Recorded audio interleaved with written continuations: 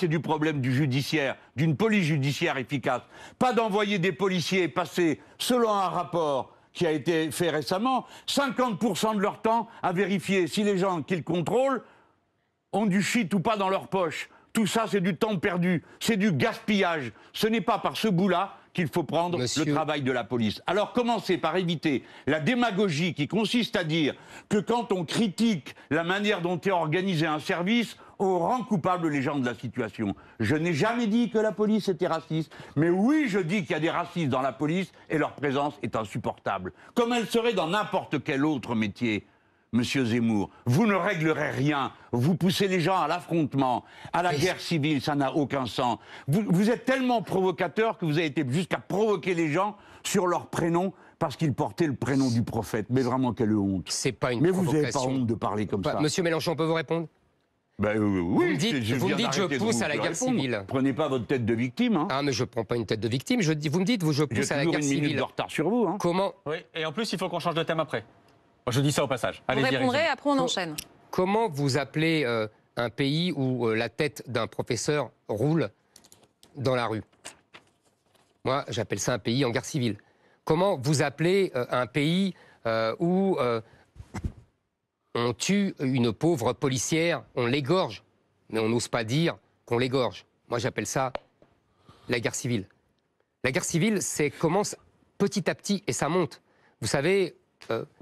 les Algériens qui ont bien connu la guerre civile nous le racontent. Boualem Sansal me l'a raconté 10 fois. Ça commence comme ça, tout doucement, exactement comme nous aujourd'hui.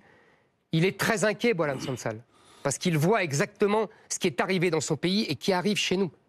Donc ne croyez pas que c'est moi qui pousse à la guerre civile et qui désire la guerre civile. Au contraire, je pense que nous éviterons la guerre civile que si nous prenons des mesures drastiques, par exemple expulsion des étrangers des prisons, par exemple déchéance de nationalité de tous les binationaux qui font des crimes et délits, pour en plus après les expulser. Vous savez, monsieur Mélenchon, si la rémigration, c'est fini, vous n'en parlez plus, d'accord? Mais qu'est-ce qu'on appelle remigration?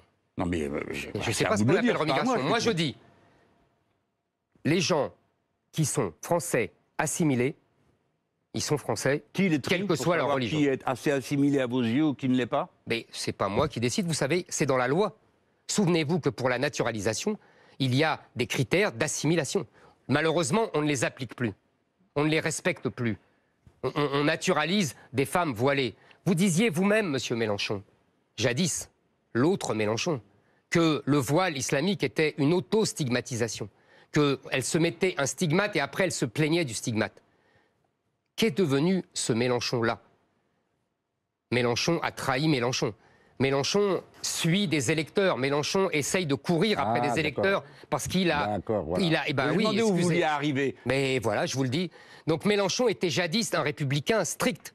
Aujourd'hui, il court après les indigénistes et tous les gens autour de vous. Moi, je cours après rien. Moi, je cours après une certaine idée de la France. Vous êtes candidat à une élection, vous fournissez des arguments à toute la droite, vous courez après quoi? Je cours après une idée de la France que je vois en train de disparaître.